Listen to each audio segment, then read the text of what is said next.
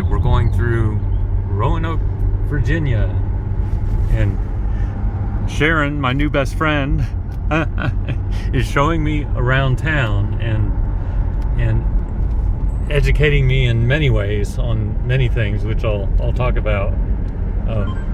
Wow, spring flowers already. Look at that tree.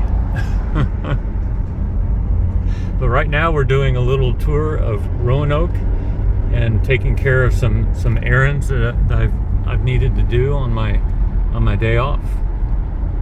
Oh, I love that one. Looks like an early bungalow. Oops, sorry, people. So I love Roanoke. You've got behind us you have the Blue Ridge Parkway, and then on the other side you have the Valley and Ridge, and it's kind of sandwiched in between. And we're going to end up in the downtown area of Roanoke.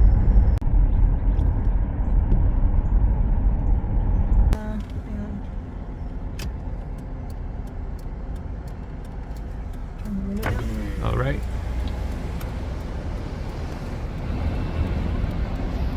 Now these building complexes are associated with the med school that's part of Virginia Tech and Carillion. And the reason we're taking a look at these is Sharon's daughter has PSC, and she has received 2 liver transplants. The first one wasn't successful, but the second one is doing really well. Yeah. It was successful, but the PSC came back. I see. Yep. And more about that. I got to meet her last night, and it's really amazing to, this is the first time I've met somebody who's had a liver transplant, and so this has been awesome for me to learn about. We are heading up there. Eventually we're going to be up there. There's a star and an overlook, so we'll get the skinny on what that is. All right, the sun's in the background, but this is the Roanoke Star. According to this sign, it's the largest man-made star erected in 1949, and Roanoke is the Star City. And so this thing lights up at night and consumes 17,500 watts, and that's like 35 toasters. And let's see if I can go to the side and get a picture. This thing's 100 feet tall.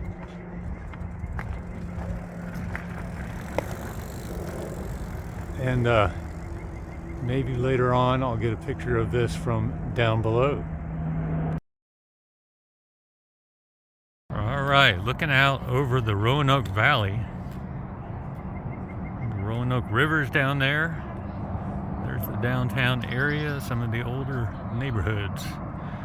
And a preview of tomorrow, because tomorrow it may rain, and so we may never see any of this. That is McAfee Knob right there. And then to the right, there's Tinker Cliffs.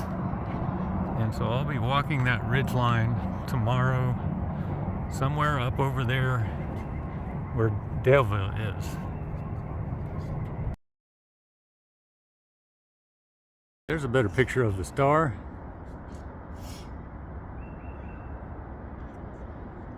Now we're in downtown Roanoke proper. Nice blue sky day.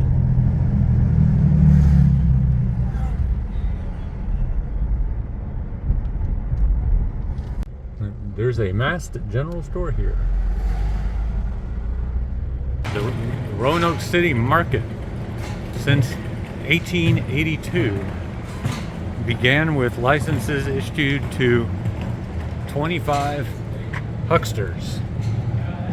I don't know, I always thought huckster was a negative connotation, but maybe not. But this market still exists today, and of course is more active on the weekends and in the summer. All right, kind of like Atlanta, the town I live in, Roanoke is originally a railroad town. What is it, Norfolk and Western, in Western. yeah. Yeah. The Western. Yep. And so lots of railroad traffic through town. Various eras concentrated on different things. In the past, there's been a lot of coal traffic coming out of West Virginia, and that still happens, but not as much as it used to.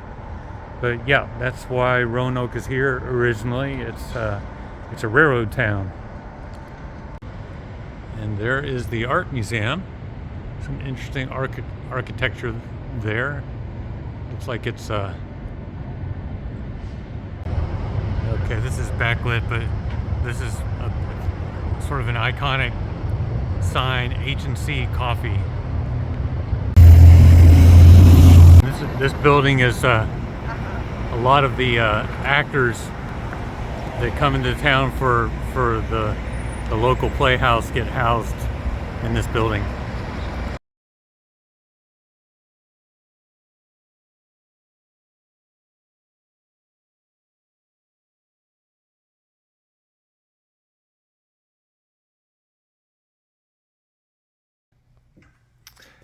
So I'm here with Sharon Nance. Did I get that right? And we have spent today together, and I so appreciate you showing me around Roanoke and helping me do errands and the lab work. And I couldn't have done this efficiently at all without you. It's been great fun.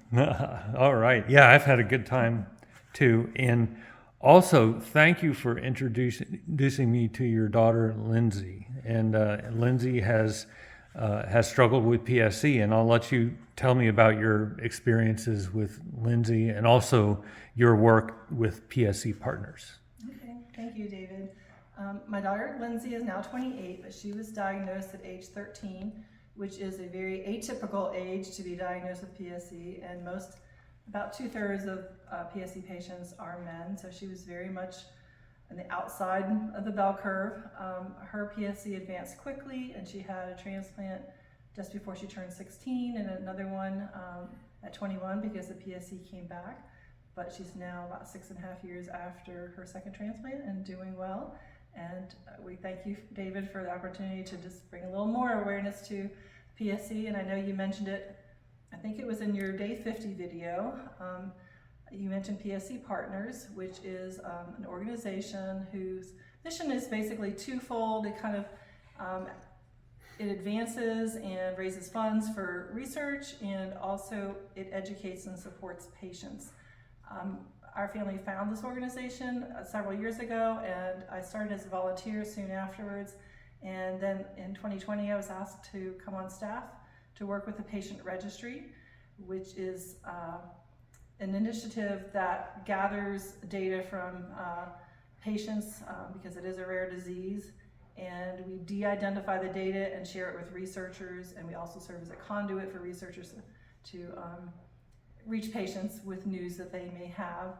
And I really enjoy working with the group, and I feel like this part of the advancing research mission is a very important one, and I just have to say that I've had a great time with you, David. Thank you. Well, thank you, and thank you for introducing me to your daughter, Lindsay. And she is the first transplant patient that I have ever met live in person. And hearing her story and her successes and seeing what a vibrant young woman she is inspiring to me for sure. Well, you're inspiring yourself. Well, thank you so much, and thank you for that rundown of the very important work you do. I appreciate it. Thanks.